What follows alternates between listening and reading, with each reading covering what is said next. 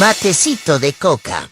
Hola a todos, todas, todes, ¿cómo están? Estamos en un nuevo matecito de coca. Soy Andrea Morales, estoy con mi compañera Kiara San Pablo. Hola, Kiara. Hola, André, ¿qué tal? Bueno, saludamos como siempre a todos, todas y todes quienes nos escuchan en la radio Causa Chuncoca, dentro y fuera del país. Y también hay gente que nos ve luego en YouTube, en nuestro canal de YouTube, que también los saludamos. Y bueno, les saludamos. Sí. También nos pueden seguir en la página de la Causa Chuncoca en Facebook. Ahí también todos los programas. Como siempre, de lunes a viernes a las 3 de la tarde, nuestro matecito de coca, para después del almuerzo. Para y digerir. Bueno, el programa de hoy, para digerir todo, el programa de hoy se llama Renuncia Luis Arce, parte 1, porque sabemos que vamos a tener varias partes pidiendo la renuncia de Luis Arce. Y recapitulando, vamos a recapitular en este programa. ¿Por qué se pide la renuncia? ¿A qué se refiere la renuncia de Luis Arce? Porque no es una noticia ni una novedad para nadie que nos haya escuchado en el pasado que nosotras no estamos de acuerdo con la gestión de Luis Arce ni con ninguna de las personas que él tiene en los espacios de toma de decisiones en el país en este momento. Entonces, ¿por qué hablamos de renuncia de Luis Arce? Porque hemos decidido hacer una recapitulación, hemos hecho una pequeña revisión de lo que ha sido la gestión de Luis Arce para explicar punto por punto cuáles han sido todas las grandes fallas de este gobierno y todo lo que nos ha llevado a una situación tan crítica en la que creo que el único factor común que hay en el país y que creo que se está convirtiendo en un factor de cohesión entre diferentes grupos sociales que creíamos que no nos podíamos unir nunca, es el hecho de que no queremos que este señor siga gobernando el país porque lo está haciendo pelota. Entonces, básicamente es eso. Vamos a empezar por... Hay que recapitular desde el día de la posesión. El día de la posesión. Porque ya hemos hablado alguna vez y yo creo que en otro momento también tenemos que hacer un análisis más extenso sobre lo que ha sido, el por qué ha sido él el candidato y cómo ha sido la campaña y en qué han consistido y cuáles eran los desafíos que teníamos en ese momento. Pero ahora vamos a hablar a partir del 8 de noviembre del 2020. ¿Qué es lo que ha pasado en Bolivia a partir del 8 de noviembre del 2020? Día. Tuvimos unos cuantos días de alegría entre el 20 de octubre del 2020 y el 8 de noviembre del 2020, porque fueron los días en los que habíamos realmente recuperado, según nosotras, la democracia. Y bueno, recuerdo ingenuamente pensábamos. Recuerdo el día de la posesión, bueno, yo todavía no estaba acá, pero tú estabas, Kiara, el día de la posesión. Yo estaba, sí, ahí en el Prado, me acuerdo, había muchísima gente, estaban los movimientos sociales, bueno, la gente de la ciudad también. Yo me acuerdo que veía las imágenes, yo todavía estaba fuera del país, pero veía con envidia las imágenes porque era una fiesta popular. Era una fiesta. Había bailes en las calles. Y duró, no sé, fue creo que en la mañana, una cosa así como a mediodía y duró hasta la noche. Había mucha gente, porque yo me acuerdo, llegué de mi casa que es en Sopocachi, bajé hasta el Prado, caminando todo el Prado, estaba lleno de gente hasta la San Francisco, que creo que había una tarima, un acto ahí. Y luego nos fuimos subiendo hasta la Plaza Murillo. Todas esas calles estaban llenas de gente. O sea, desde el Prado hasta, digamos, la Fuente del Prado, hasta el otro lado, todo estaba lleno de gente. Había muchas comunidades que habían venido a la ciudad para la posesión. Tincus, no tincus, morenada, gente bailando. Era una fiesta realmente. Y en contraste, nadie sabía lo que se nos esperaba. Claro, en contraste, creo que es importante mencionarlo, con lo que había pasado el 2019, justo un año antes, en el momento en el que Yanine Áñez se autoproclamó libertadora de Bolivia y entró con su Biblia al palacio, como en los tiempos de la colonización. Sí, porque ni siquiera de los neoliberales, o sea, eso ya claro, ha sido como una imagen... Ni Cristóbal Colón, creo. Ha sido una imagen muy dura a nivel Latinoamérica. Yo me acuerdo que todo el mundo hablaba del tema, decían, ¿cómo pueden en pleno siglo XXI... una persona meterse a un palacio de gobierno con una Biblia y hablar de liberación? Aparte, en Bolivia, que hemos sido ejemplo de realmente, nos hemos declarado como Estado laico, hemos reconocido a todos los pueblos, naciones indígenas, o sea, que pasara, qué sé yo, en Argentina, no me sorprendería tanto. Que pase en Bolivia es muy bien, porque sobre todo en Bolivia era donde uno menos esperaría que eso pase. Eso, ni Milei se atrevió tanto. Sí. Javier Milei al momento de asumir el gobierno argentino, que es bastante católica, cristiana, claro, toda la cosa. Más bien, Javier Milei estaba en contra del Papa, luego ya al momento de asumir como que quiso hablar bien del Papa, pero todos decían que era un hipócrita. No ha sido una cosa tan dura. Pero, ¿por qué hablamos de esto? Solamente como para hacer hincapié en el nivel, para recordar también en el nivel momento, de decepción, ¿no?, que nos ha generado, porque hablaban de liberación, se fue Evo Morales, por fin se fue el mal de Bolivia, eso es lo que decían los medios de comunicación y después desde el discurso de la derecha tradicional, pero no había fiesta en las calles, había miedo. ¿Qué es lo que había en las calles en ese ¿te momento? acuerdas? Algo que muchos se olvidan, yo creo que porque ha sido un trauma, hicieron desfiles de las tanquetas militares que sí estaban funcionando bien en ese momento, no como ahora con Luis Arce en el Prado de La Paz, no sé si te acuerdas.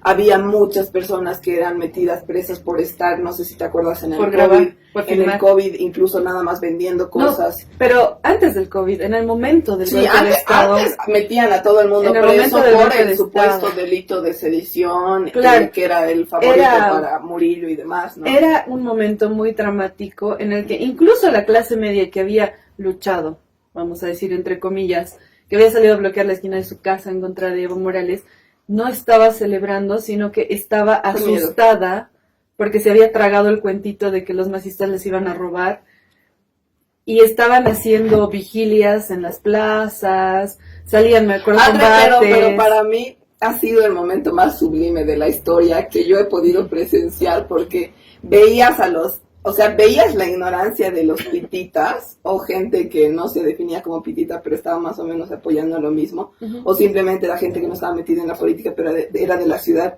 Y ha sido para mí sublime poder ver o sea, materialmente cómo mucha gente de la ciudad es tan ignorante como para pensar que la gente del Alto es gente que no tiene cerebro, que no tiene razonamiento, y porque venía del Alto iba a ir a romper y destrozar su casa sin ninguna razón. Para mí ha sido, además, de alguna manera muy chistoso y una forma de redención, porque no sé si te acuerdas, días antes tenías a los pititas pateando a mujeres de polleras, tenías a los pititas diciendo insultos racistas, y pasan 2 días, se anuncia que del Alto va a bajar gente a La Paz para oponerse a lo que estaba pasando, y todos entran en miedo y hacen barricadas. Además, de la contradicción que representaba, que yo creo que lo tenemos que analizar más detenidamente en otro programa, pero la contradicción que representaba el hecho de que su discurso hasta ese día era: Evo Morales está solo, Bolivia no lo quiere, nadie en este país lo quiere, y luego era pánico a la gente que lo quiere porque sabían que era la masa social más grande del país.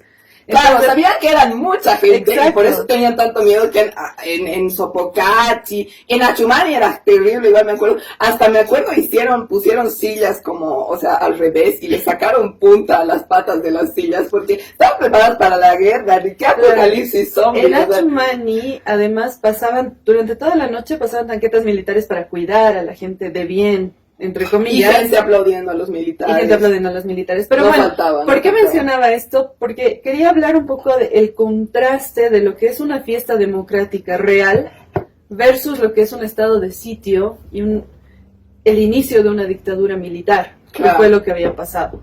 Entonces, hay mucha gente ahorita que a estas alturas no han pasado ni 5 años y ya no se acuerda de esto. Entonces, ha sido una fiesta popular el día de la posesión de Luis Arce.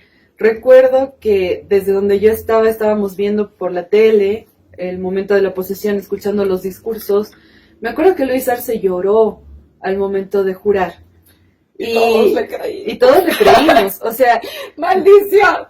No confiábamos en que él era el político que Bolivia esperaba, que es el gran líder social. No, sabíamos que eso no, pero creíamos que él estaba por lo menos con la convicción de que tenía que cumplir las demandas que se le han establecido en la campaña, que él no ha pensado el discurso de campaña, él no ha pensado en el plan de gobierno. El plan de gobierno lo ha construido el movimiento del socialismo. Él ha sido el candidato, el que tenía que ser el vocero, digamos, y el gestor de este plan de gobierno. En el que ya hemos dicho en algún momento. Era bastante fácil el plan de gobierno en ese momento. Se sabía que Janine Áñez había robado un montón, ya se había denunciado este famoso caso de los respiradores. el sobreprecio de los gases que había comprado Murillo. Entonces, la quiebra de las empresas públicas. Claro, todo eso se sabía. Entonces, básicamente lo que tenía que hacer el gobierno de Luis Arce era entrar, auditar eso, ver quiénes eran los culpables, meter a los culpables a la cárcel, que eran los ministros de Yanine Áñez, los viceministros, etcétera, y volver a retomar la economía como esta era. Por eso ya en la campaña se había anunciado este bono contra el hambre, y era la idea como volver la economía como era antes, auditar lo que había pasado, y sobre todo, para mí yo creo el número uno de la agenda para todo el pueblo era hacer justicia por todas las masacres, persecuciones, torturas que habían habido, ¿no? Claro, habían dos ejes principales, esto lo hemos hablado la semana pasada, que estábamos analizando quién está gobernando Bolivia. Hablábamos justamente de esto, de los ejes principales que había en la campaña, las dos demandas concretas que se tenían, que eran, como tú dices, justicia por un lado y por el otro restabilizar la economía, porque habíamos estado en un momento en el que obviamente se había cortado en muchos casos a manera de cortar el gasto público, pero en realidad se habían cortado bonos, subvenciones, etcétera. Pero ese dinero no es que se ahorró, sino que se lo robó Áñez con su gente. Claro.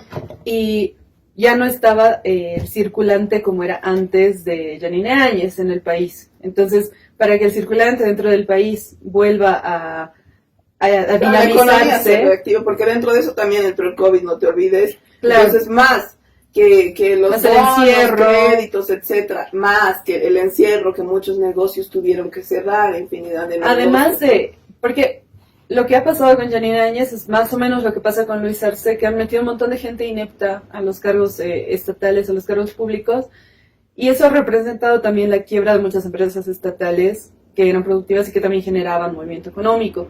Claro. Además de un montón de cosas, ¿no? Ha liberado exportaciones. Lo del litio, por ejemplo, ¿no? Que tenía que tener un seguimiento, lo de las piscinas, se tenían que limpiar cada ciertos meses, que lo pararon, lo jodieron, y así con muchas industrias, Además empresas. Que han liberado exportaciones, han beneficiado a la empresa privada, han hecho un montón de cosas que han generado recesión económica en el país. Entonces lo que tenía que hacer este señor básicamente era, y se le había dicho claramente en la campaña y estaba ya todo delimitado, lo que tenía que hacer, y que no era difícil y no era ilegal tampoco, era más fácil lo que todos era esperábamos. Asumir y decir todo lo que hizo Yanine Áñez al ser presidenta de facto no constitucional no es válido. No es válido. Vamos para atrás, volvemos a como estábamos en 2019. Número 1, así, ¿no? Listo.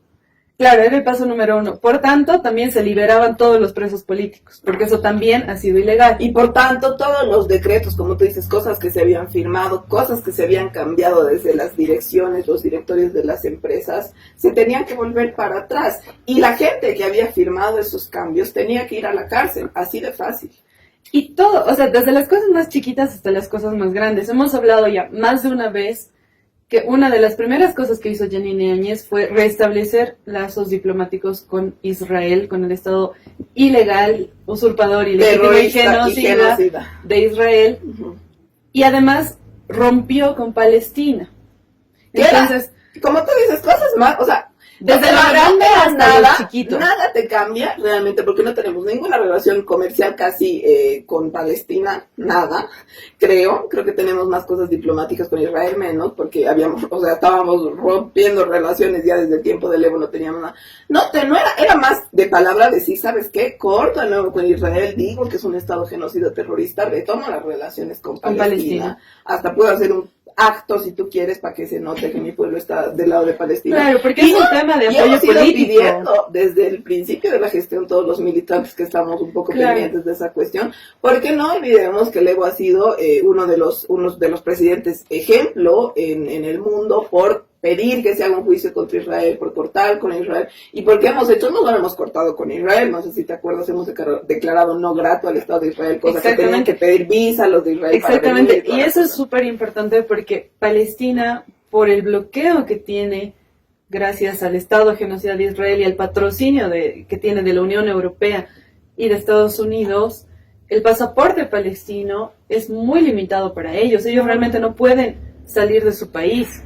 Es muy difícil que haya países que les abran las puertas y por eso mismo el Estado palestino tiene una profunda gratitud con el Estado boliviano porque Bolivia le puso visa a Israel, los israelíes no pueden entrar libremente a Bolivia, necesitaban pedir visa y los palestinos sí. Entonces, bueno, lo que hizo Luis Arce respecto a esto, cuando asumió, pasaron unos meses, restableció el vínculo con Palestina. No, pero... Sí, lo restableció con en unos Palestina. meses, sí, pero no canceló con Israel. Exacto, eso iba a decir. No hace mal. No canceló con Israel, entonces como que voy a estar bien con ustedes, pero también con ustedes. Y ahí ya nos mostraba un poco la tibieza de su gobierno, ¿no? Entonces, vamos a ir a los temas económicos. Esto era un tema más personal. Bueno, económicamente. Claro, esto es un tema más personal de nosotras, que realmente nos indigna. Claro. Porque pero es importante porque yo creo que ya, André, desde ese momento, ya todos, al menos los que estamos en el MAS, los que estamos en la militancia, decíamos, no, esto está ya demasiado raro, ¿no? Porque eran cosas del primer día que ya estaban en el plan, al menos de todos y todas, de entras y haces estas cosas. Exacto. Y no se hacían, y no se hacían, y no se hacían. Y pasaron los meses y no se hacían. Y no se hacían. Me acuerdo que, bueno, en el plan de gobierno que se tenía inicialmente, en el eje que hemos hablado de lo que era restabilizar la economía y hemos dicho más o menos qué podía haber hecho.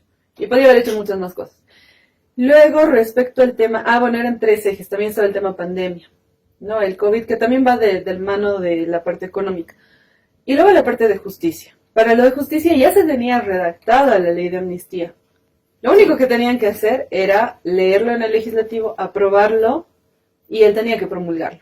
No había que hacer más. Claro. Porque había mucha gente, mucha gente que estaba presa ilegalmente. Claro. Yo me acuerdo que asumió Luis Arce en diciembre, yo ya estaba acá, y había pasado un mes y todavía no había la amnistía.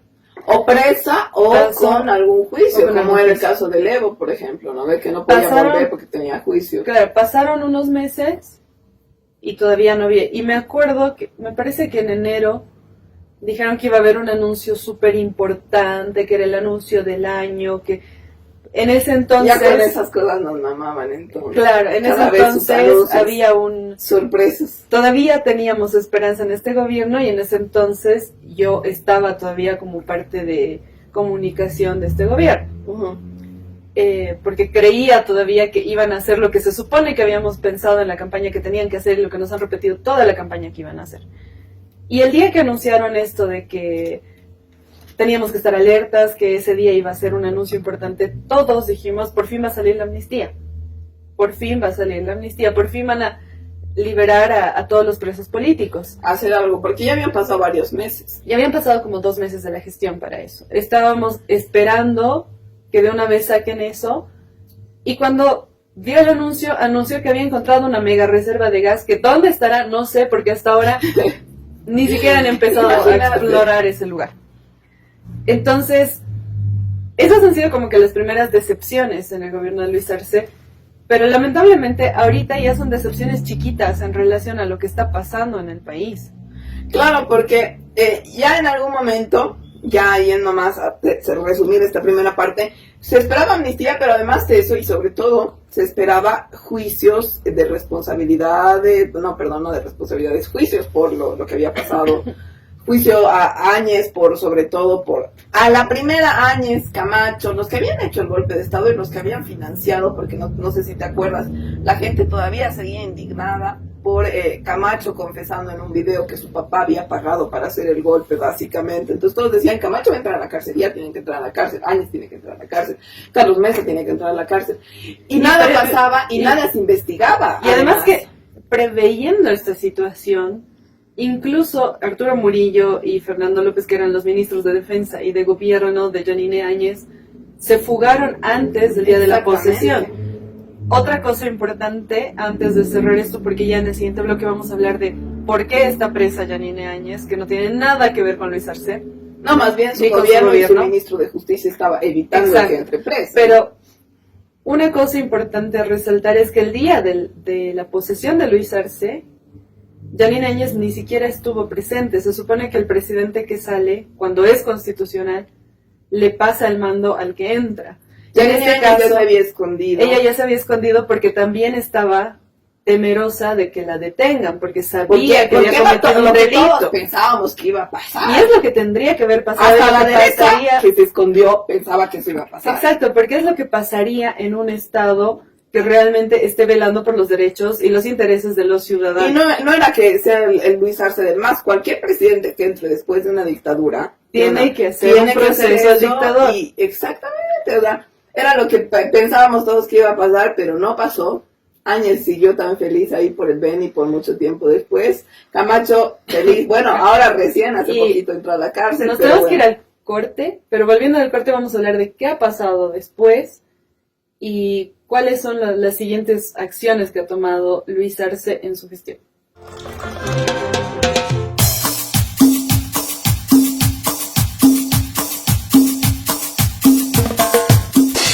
Matecito de coca. Estamos en nuestro segundo fragmento del matecito de coca de hoy. El programa de hoy, para quienes no nos estaban siguiendo desde el primer fragmento, se llama Renuncia a Luis Arce parte 1, porque vamos a tener varias partes.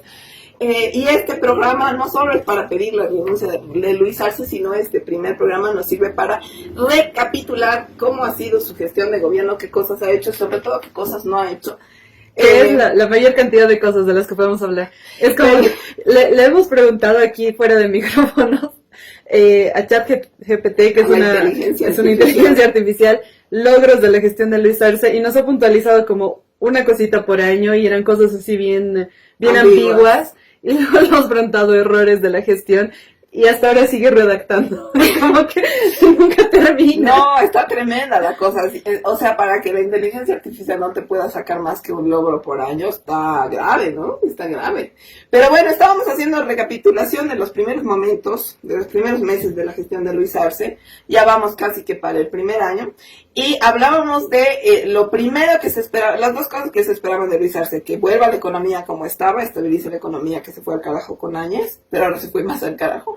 Pero bueno, que estabilice eso, y por el otro lado que haga justicia por todo lo que había pasado, no solo por las masacres, persecuciones, torturas a la gente del gobierno de Yanine Áñez, sino por la gestión, cuánto se había robado, qué se había hecho, empresas públicas que Yanine Áñez hizo quebrar, etcétera. Los famosos casos en ese entonces, recuerdo, el de sobreprecio de los gases lacrimógenos y el de sobreprecio de los respiradores, por ejemplo, que hasta ahora no se han sancionado, no ha pasado nada con eso.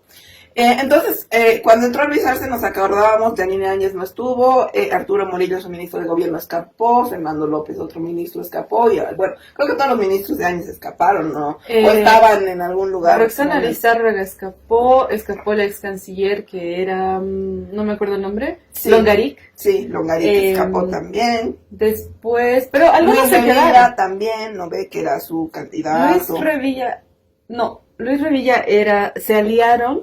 Solvó, iba a ser su candidato, ¿no? Solvó junto... ¿De vice, creo? No, ese era el Doria. ¿No era el Revilla? No, era el Doria Medina. ¿Y el Revilla en qué estaba?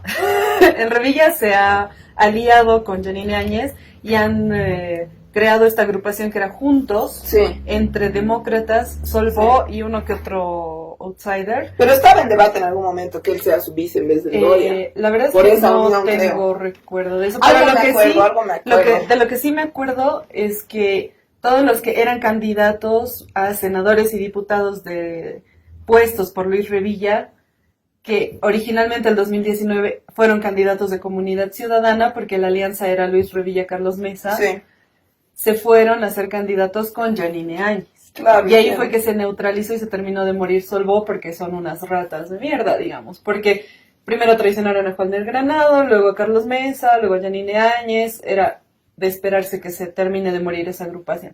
Gente muy extraña. Pero bueno, ahí arribista. Ahí, sí. La cosa es que todos estos ministros de Áñez, que ahora deben ser funcionarios de Luis Arce, no me sorprendería.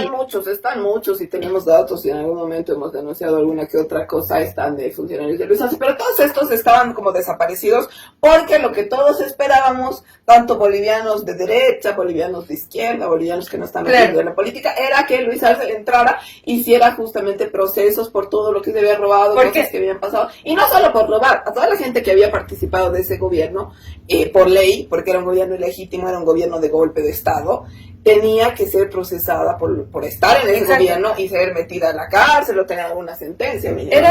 Yo diría que nosotros lo esperábamos y la derecha lo temía. ¿Por qué? Claro.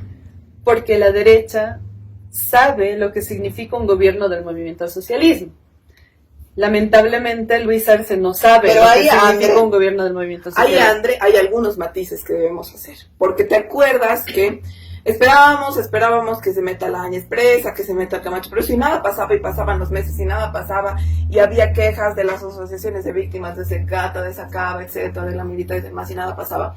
Pero hay algo que Manfred Reyes Villa y Branko Marinkovic volvieron al país para cuando la Áñez, ¿no? Y el Branko fue su ministro. Entonces también se esperaba que al Manfred y al Branko, que tuvieron que irse del país ya por juicios, se les metiera presos porque tenían juicios. Y no han sido solamente ellos que han vuelto. Solo que ellos son los que han decidido quedarse en el país para seguir en el escenario Ahora, político. ahí está la pregunta. ¿Por qué entra Luis Arce y Branko no le da miedo que lo metan preso, se queda? Y Manfred también se queda. Para mí ya se ha ido revelando en los últimos días, meses, Héctor Arce ha denunciado muchas cosas, nuestro diputado en el MAS, que ya antes de entrar al gobierno, Luis Arce había transado con Manfred Reyes Vila, había transado con Branko Marinkovic y con toda la oligarquía cruceña. Entonces, si nosotros en ese momento, haciendo la recapitulación, el recuerdo, nos preguntábamos, pero ¿por qué Manfred no lo meten preso, al menos se escapa? ¿Por qué Branko, que son los más pesados? Carlos Mesa es un lameculos de estas personas, claro. Porque Carlos Mesa no es nada. Pero, a ver, pero ¿por qué no se iban? Porque había un trato por detrás. Porque, claro, había mucha gente, y esto también hay que recordarlo, en el momento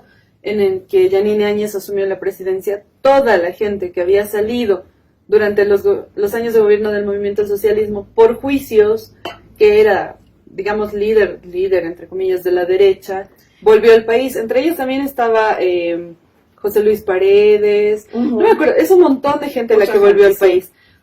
Que ya no nos acordamos de sus nombres porque sí. Más bien ya no están en la cancha política muchos, desde hace rato. Claro, muchos de ellos decidieron irse, Manfred decidió quedarse porque tenía un plan de postular. Ahora, ahí viene la segunda parte de, digamos, del primer año de gestión que debería habernos despertado alertas.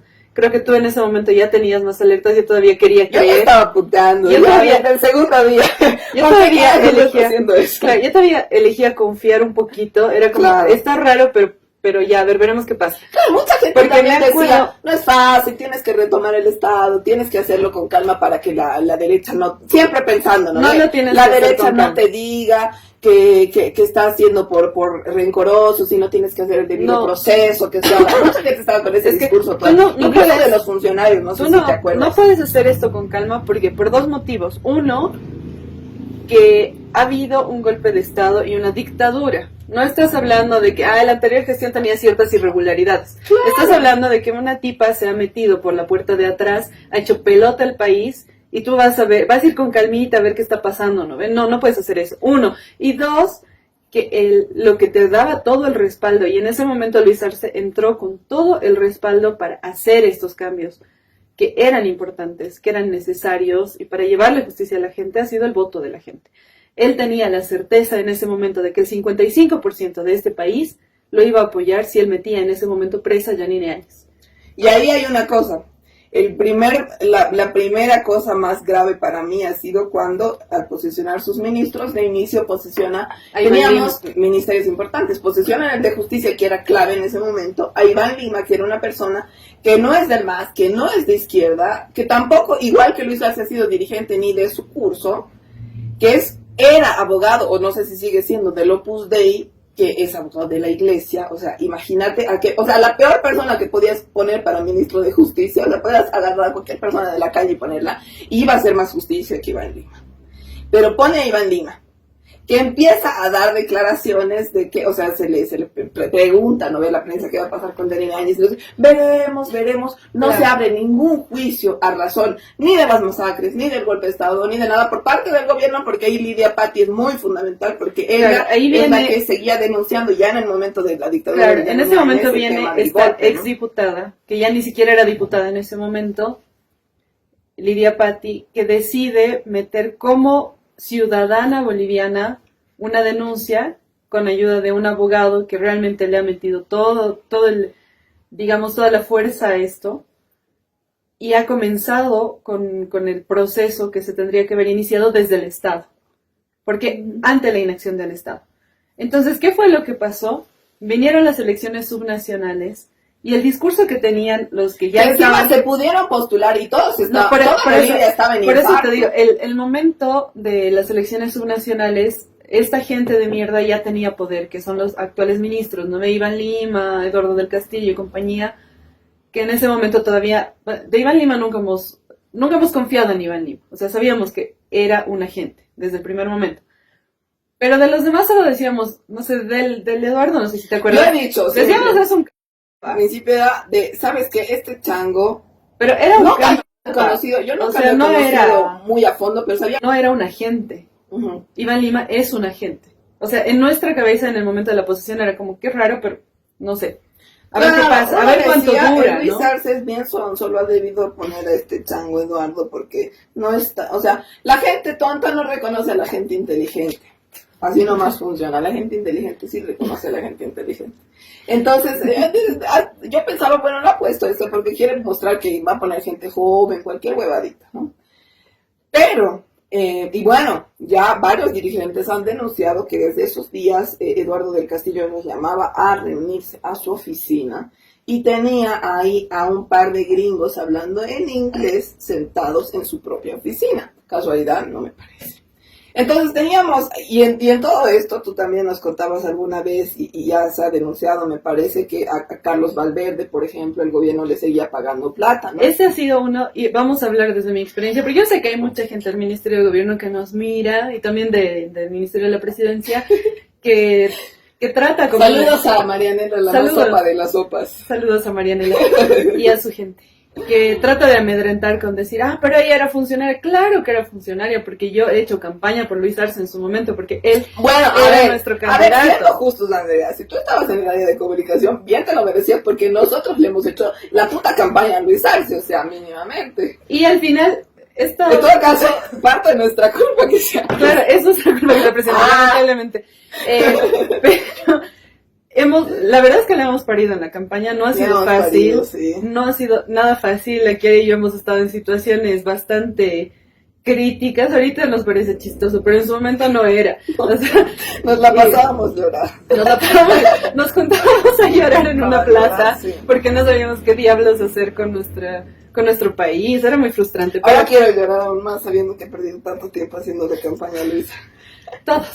Pero bueno, gracias a eso también le hemos hecho campaña a Andrónico, le hemos hecho campaña al Parlamento, a los diputados. Gracias a eso, aunque sea, tenemos un Parlamento, ¿no? No ha sido todo el esfuerzo. No ha sido en vano, y como hemos dicho en algún momento igual, es como que en ese momento no quedaba otra. No estaba en nuestras manos definir quién iba a ser el candidato.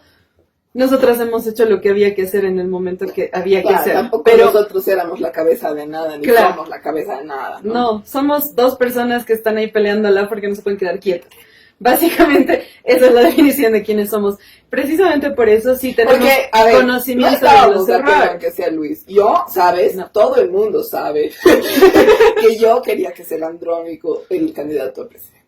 Todo el mundo se reía en mi cara. Pero no creo que estuviéramos en esta situación. Si alguien me hubiera escuchado.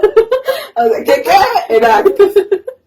Pero bueno, estamos en eso. Claro, esto es como un pequeño contexto. Yo sí he sido funcionaria pública, he trabajado en el Ministerio de la Presidencia, en el Viceministerio de Comunicación, y he visto de primera mano cómo Gabriela Halcón, la viceministra, porque nadie la conoce, que nadie conoce, ha decidido dar continuidad a los contratos de Carlos Valverde y de Humberto Vacaflores, Nancy Vacaflores. De las peores gentes. Que resulta que tenían contratos. Y estos contratos luego se han filtrado, porque ella misma ha dicho, filtrenlos. Tan inteligente. En vez de ella, porque ¿cuál era el camino en ese momento? Decir, hemos encontrado estos contratos, son ilegales. ¿Por qué? Yanine Áñez, a través del Viceministerio de Comunicación, le había dado contratos ilegales a estos personajes, les estaba pagando un montón de plata para que ellos opinen en favor de ella. Eso no lo puede hacer un Estado. Es ilegal, es mal uso de bienes del Estado. Entonces, lo que ella tendría que haber hecho en el momento en que encontró los contratos es salir a dar una conferencia de prensa, meter una denuncia en la fiscalía, frenar inmediatamente esos contratos porque eran ilegales, porque los había emitido un gobierno de facto que no era legal. Y como dices tú, ni solo eso, aunque fuera cualquier gobierno, tú no puedes pagar gente que luego en la tele salga como analista independiente para defender a tu gobierno. Exactamente.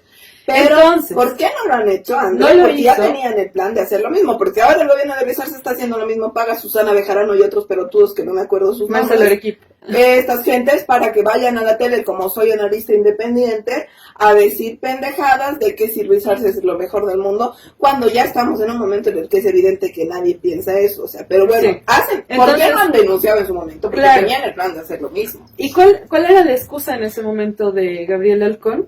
Es que hay que dar continuidad con los contratos, porque no podemos nosotros frenar un contrato, ¿sí? Pero no es un contrato legal, no importa.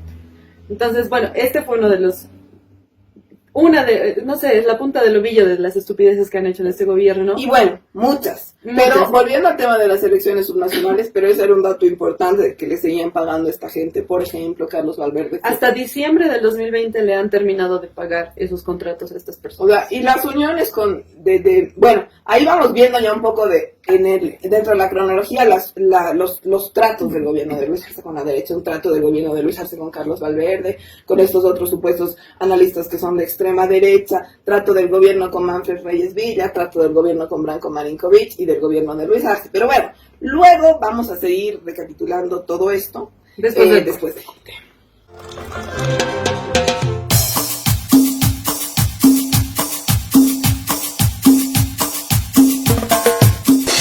Matecito de coca. Estamos de vuelta en Matecito de Coca, es el tercer fragmento del día de hoy. Estamos hablando nuestro programa titula Renuncia Luis Arce parte 1. Y estamos sacando todas nuestras frustraciones. En realidad esto para la Kira y para mí es un momento de catarsis, porque nos estamos acordando de todas las cosas que han pasado.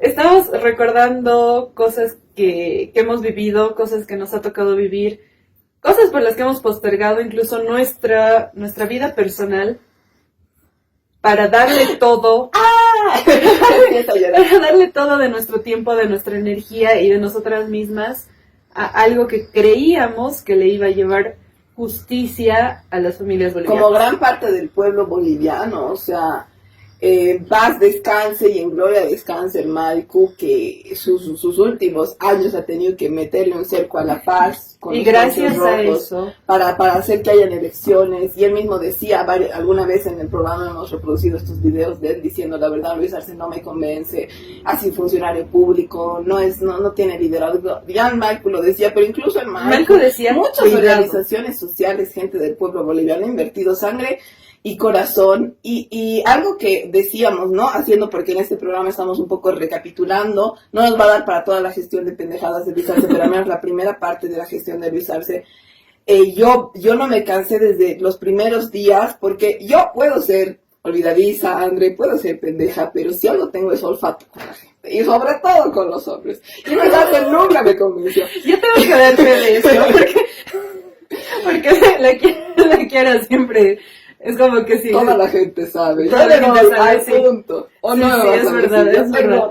Puedo ser pendeja en muchas cosas en mi vida, y lo soy. Es verdad, yo le presento a las personas con las que empiezo a salir y siempre den el clavo. Yo sé, sí. Y yo digo, sí. En el colegio me decían, yo tenía un servicio que se llamaba Cupidos Amorosos.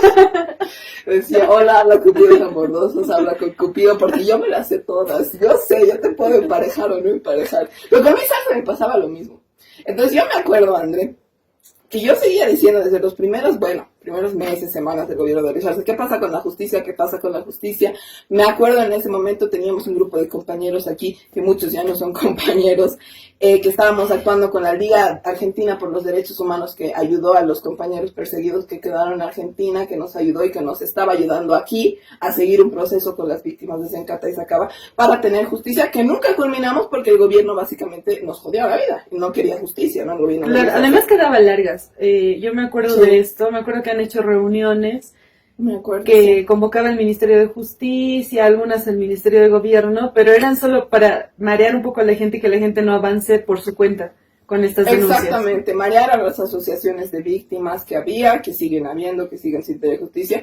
Y yo seguía diciendo, ¿qué pasa? No podemos decir que, porque el eslogan del gobierno, no sé si te acuerdas, que ya es menos, porque ya es demasiado descaro, era "estamos saliendo adelante", el eslogan del gobierno de Luis Arce. Y yo decía, no estamos saliendo adelante, la gente tiene todavía la sangre en la cara. ¿Sabes Tenemos qué? que hacer justicia, no estamos saliendo adelante de ninguna manera. O sea, Aquí de salir adelante tienes que hacer justicia por aquí los hay torturados, otro datito narcos, gracioso. Me has hecho acordar respecto a la gestión de Luis Arce, a la gestión comunicacional.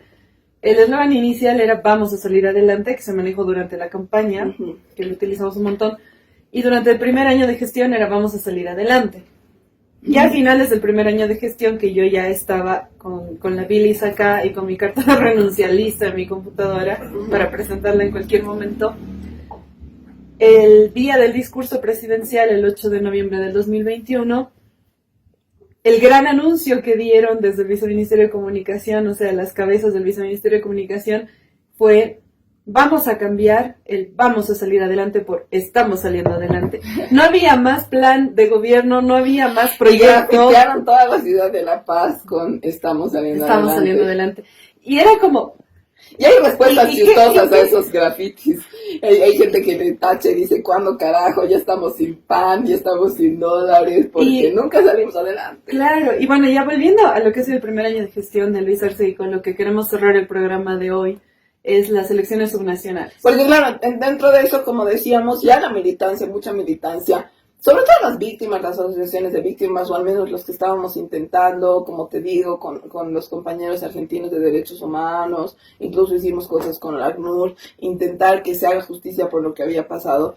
Decíamos, no puede ser que teniendo un video de Camacho confesando que su papá ha pagado el golpe de Estado, no tengamos a Camacho, aunque sea preventivamente, que puede ser muchos meses como ha estado Lañez, en la cárcel. No puede ser que no tengamos ni siquiera un juicio, porque si hubiéramos tenido un juicio respecto a eso, que estaba comenzando el de la Lidia Patti, pero todavía no estaban como imputados ni siquiera los actores, Camacho, etcétera. No se podrían haber postulado Manfred Reyes Villa, no se podría haber postulado Camacho, no se podría haber postulado el Negro Arias, no se podría haber postulado. Entonces eso era importante, porque no solamente tenías la impunidad como para que realmente estas personas no solo estén en la calle tranquilamente y en su casa tranquilamente, sino que puedan ir a postularse y nadie les diga nada, el gobierno no haga nada. El gobierno, porque el gobierno tiene un montón de herramientas para hacer cosas para que las cosas pasen. No me van a decir que... Yo no soy de las personas que te va a decir la institucionalidad funciona al 100% y no se pueden hacer maniobras de poder desde el Estado, sino... Sí se pueden, siempre se han podido. Y es parte de estar en el poder. El gobierno no ha hecho nada. Y aparte de eso, habían juicios ejecutoriados, por ejemplo, contra Manfred Reyes Villa, por lo que no se podía postular. Y el gobierno ha hecho que se los levante, desde el ministro de Justicia, Iván Lima. Entonces, ahí ya para mí, creo, y para muchos ya ha sido claro que había un pacto. No solo que el gobierno de Luis Arce, muchos hasta ese momento pensaban, es medio tibio, es medio sonso, por eso no está haciendo las cosas, es medio lento, etcétera. No ha puesto a gente competente, ha puesto a otros sopas como Dardo del Castillo como él, por eso no está funcionando. Ha puesto a la Marianela, que mucho bla bla, pero eso por eso no está funcionando. Pero no pensaban que era un corrupto maleante de derecha y neoliberal como es realmente. Pero para mí ya cuando Manfred entra, cuando se le quitan los juicios, entra a postularse y el gobierno está tan tranquilo sin hacer ningún juicio y más bien parando los juicios por detrás que se querían hacer contra la gente que hizo el golpe de Estado, para mí ya era claro. Ahora, ¿cuál era el discurso que manejaba internamente el gobierno en ese momento? Porque esto es lo que se veía desde afuera y que la militancia ya se estaba empezando a enojar. Pero lo que decía el gobierno en ese momento, especialmente a los funcionarios, que los usan como caja de resonancia, que no funciona, pero así lo hacen, era... Se ha degradado ser funcionario en el No, terrible, sí, es una vergüenza. Ahora es como que no lo pones en tu currículum, no lo tachas así, claro, porque qué vergüenza, qué papelán. Pero bueno, el tema es que lo que decían internamente desde el 2020, desde diciembre del 2020, que ya empezaron a haber quejas directas de todos y todas los que estamos ahí, era como, ¿y cuándo justicia? ¿Y cuándo justicia? ¿Y cuándo la amnistía? ¿Y cuándo los juicios? ¿Y cuándo? La respuesta era, no, es que hay que esperar porque vienen las subnacionales. Hay que esperar a que Camacho se convierta en gobernador. Hay que esperar porque vienen las subnacionales, tenemos que hacer campaña, no podemos ahorita polarizar. Y ahí les decíamos, pero el país está polarizado. Más bien, yo creo y mantengo y sostengo hasta ahorita que si en ese momento le llevaban justicia a las víctimas, si en ese momento hacían lo que tendrían que haber hecho, en las subnacionales no nos hubiera ido como en la guerra. Porque hemos perdido, bueno... A nivel nacional, si vemos el tema de municipios, el movimiento del socialismo tiene la mayor cantidad de los municipios, pero hemos perdido todas las ciudades capitales, salvo Sucre, increíblemente, salvo Sucre, y Oruro me parece que tenemos. Sucre vuelve. Sucre y Oruro. Sucre vuelve a la verdad. Es muy raro el Sucre, ha sido como la revelación de esas elecciones para mí que el movimiento al socialismo haya ganado la alcaldía de Sucre. A nivel gobernaciones se ha ganado únicamente Oruro y Cochabamba. Y no sé si te acuerdas, en paréntesis, como para ver lo polarizada que estaba la cosa, ha resonado mucho en La Paz que se han hecho estos grafitis de que no se tenía que votar ni por el MAS ni por el partido de Santos Quispe, porque eran todos indios de mierda, no sé si te acuerdas. Esos grafitis... Más Jayaya indios de mierda era porque la asociación, el partido de Santos Quispe es Jayaya, ¿no? O el de Eva Copa. No, en realidad es de ambos. Es que no es de ellos, claro, sino que es un partido que ya existía, que los ha llevado como invitados. Ese es otro tema. Primero, ahora que me haces recuerdo, hay un primer quiebre en el que muchos hemos empezado a pelearnos internamente, porque llegado el momento de las elecciones subnacionales, el Malcu dijo que iba a postular. Y el MAS decidió poner a Franklin Flores, que resultó ser otro corrupto inepto, que ahorita está en el mapa haciendo estupideces con el hijo de Luis Arce. Pero... Dato importante, dato no menor. Pero en el momento en el que anunciaron las candidaturas, llegó una instrucción de hacerle guerra social al Malcu. Y ahí fue la primera gran pelea, porque yo de manera personal les dije, lo siento, pero yo no voy a hacer eso. Porque para mí, gracias al Malcu, hemos recuperado la institucionalidad en el país. Entonces, y no he sido yo la única. Ya sabía el Malcu, había que preguntarles varias cosas. Sabía que Álvaro García Linera era una poronga, sabía muchas cosas. La verdad, oye. Y en eso falleció el Malcu y cambiaron su discurso. Y me acuerdo que la Marianela Prada fue al velorio, que lloró. La más hipócrita de las hipócritas, soy esa señora. Con todo lo tonta que es hipócrita. Claro, y es como, señora, nadie lo ubica. No necesita ir a llorar. Ella es la celebridad, ella sí, está en sus 5 minutos de fama. Abraham Lincoln y después la Marianela Prada. Porque se cree la papa de la... ¿Nunca la has visto? Cuando a mí me ha acosado una vez en el Parlamento, cuando vi un acto por Cuba, por el aniversario. Me acuerdo, yo estaba ahí contigo. Creo que ha venido a abrazar, hace que le saquen fotos abrazando a la gente, porque ella piensa que es la... O sea, Abraham Lincoln, el Papa, está al mismo nivel que la Marianela, según ella. En su cabeza. Pero bueno, ¿qué es lo que pasa en las subnacionales? Ya para ir cerrando, porque se nos está acabando el tiempo. Permitieron que postule Yanine Áñez. Permitieron que postule Luis Fernando Camacho, permitieron que postule el Manfred, permitieron que postule el Negro Arias. Todos estos han sido actores centrales del gobierno dictatorial de Yanine Áñez. Son personas que tenían que estar procesadas, han sido tanto parte del golpe de Estado como de la dictadura de Áñez en diferentes momentos. El Negro Arias es el que ha quebrado todas las empresas estatales, al que, por cierto, el ministro Montaño hasta el día de hoy no quiere procesar. Tenemos información interna. Son clones del Montaño y el Arias. Tenemos información interna del Ministerio de Obras Públicas, de gente que ha sido directora de algunas empresas estatales, que ha entrado con la intención de auditar la gestión de Iván Arias y que ha sido Montaño el que les ha prohibido que toquen la gestión de Iván Arias. O sea, no es que nos estamos inventando o que nos estamos imaginando las cosas. Sabemos, porque hay gente que ha estado ahí, que ha renunciado porque no se le ha permitido hacer estas auditorías. Además era obvio que el Negro Arias estaba robando, como está robando ahorita la alcaldía, ya se ha denunciado que está de la alcaldía lo que está robando. Y bueno, no es, a ver, vas a la Plaza Baroa, ves que nomás le han dado una mano de pintura y unas nuevas luces y unos bancos peores a los anteriores que estaban mucho más bonitos y mucho más ergonómicos, y se han gastado, ¿qué? ¿6 millones? 5 millones de bolivianos. Casi 5 y pico, casi 6 millones de bolivianos en esa pendejada. Entonces, no necesitas de alguien, una persona super crack para darte cuenta que han robado plata. Ahí, imagínate las obras del Estado, que es mucha más plata. Entonces, bueno, ¿qué es lo que ha pasado? Han permitido que estas personas... Y no solamente han permitido, André, lo que tú dices, por ejemplo, que pasaba en el Ministerio de la Presidencia, en el Ministerio de Comunicación, no solamente han permitido que postulen, sino no les han hecho ninguna campaña en contra, no han hecho ningún afán de decir, porque aunque sea un ministro, puedes decir, ¿sabes qué? Creo que estas personas son... no sé, han violado la legitimidad del Estado, lo que sea, puedes decirlo como ministro. No han dicho nada, claro, y se han concentrado en dar recursos, hacerle mala campaña al Malcu, por ejemplo, o sea. Exacto. Exactamente. No eso le es lo hacemos que mala han- campaña a Camacho, no nos interesa meterlo a la cárcel, le quitamos los juicios a Manfred y le hacemos mala campaña al Marco, nada más porque no nos va a apoyar al 100%, nada más porque no está en el partido. Y ahora que hablabas esto de los grafitis que aparecieron en la ciudad de La Paz, de la noche a la mañana, ¿no ve que indios de mierda y que no sé qué? ¿Quién ha sido la brillantemente maestra detrás de esos grafitis? Ay, ¿Quién sido? ha Yo no sé. financiado estos grafitis? Y a mí me consta. ¿Quién ha sido la persona que ha dado la orden de que salgan? Porque han sido funcionarios públicos los que han grafiteado Eso es esto. importante que lo digas, Andrea, porque ni yo sabía. Porque han sido funcionarios Escuchen. públicos del Ministerio de Gobierno y han sido los asesores comunicacionales de Eduardo del Castillo los que han dado la instrucción para que se hagan estos grafitis. Es más, han pedido que pongan mierda, o sea, indios de mierda, y que en mierda le pongan números en vez de las letras. No sé si Como te acuerdas que viene estaba esos así. estilos, sí. A mí eso Porque me parecía raro. para sacarles... Nadie hace grafitis así. Es que, ¿por qué? Para sacarles foto, subirlas a redes sociales, porque ellos gobiernan a través de redes sociales, y poderles poner publicidad en Facebook e Instagram, y que la aplicación no les banee su publicidad porque tiene palabras que no debería tener. Claro, como mierda. Entonces, Mira, yo me preguntaba, ¿por qué quién grafita así?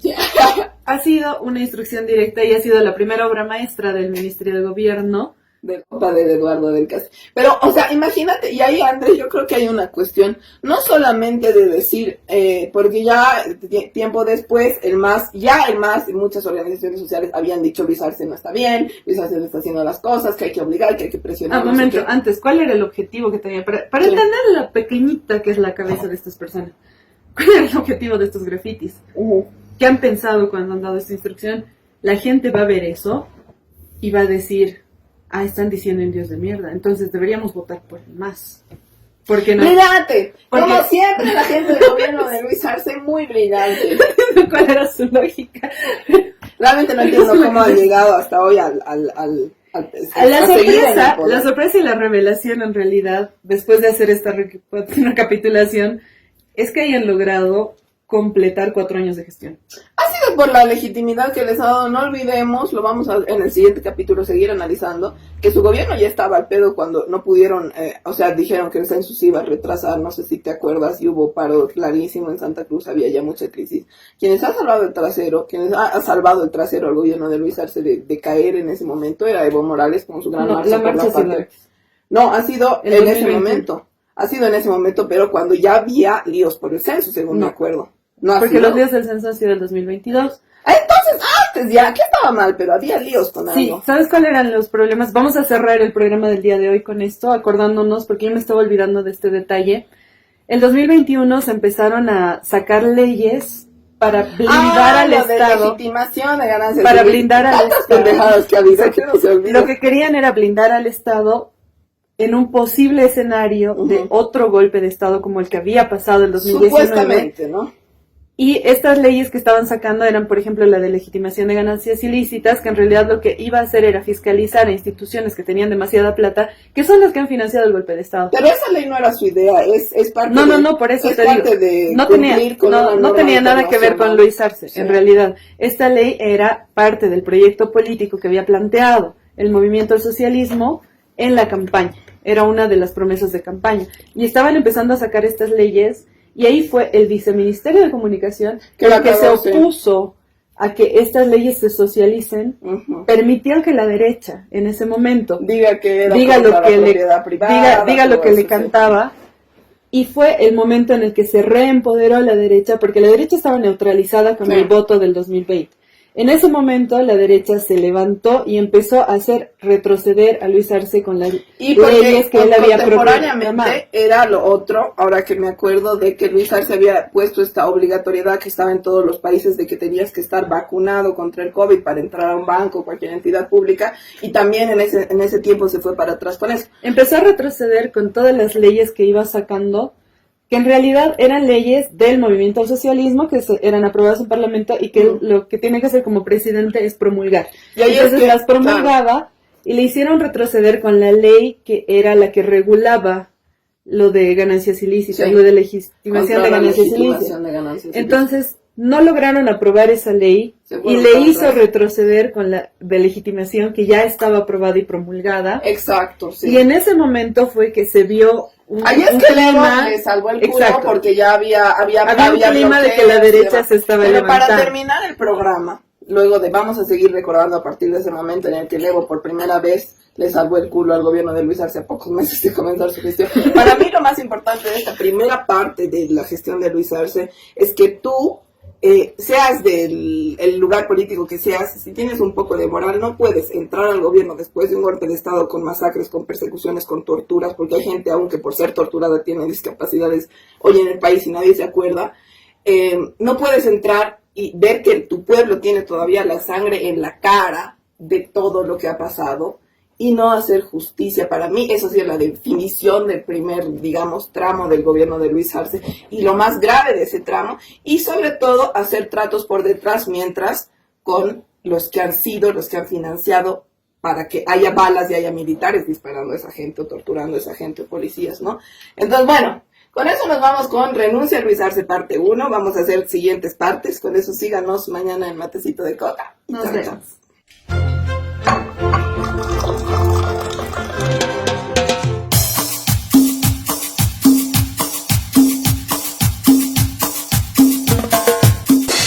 Matecito de Coca.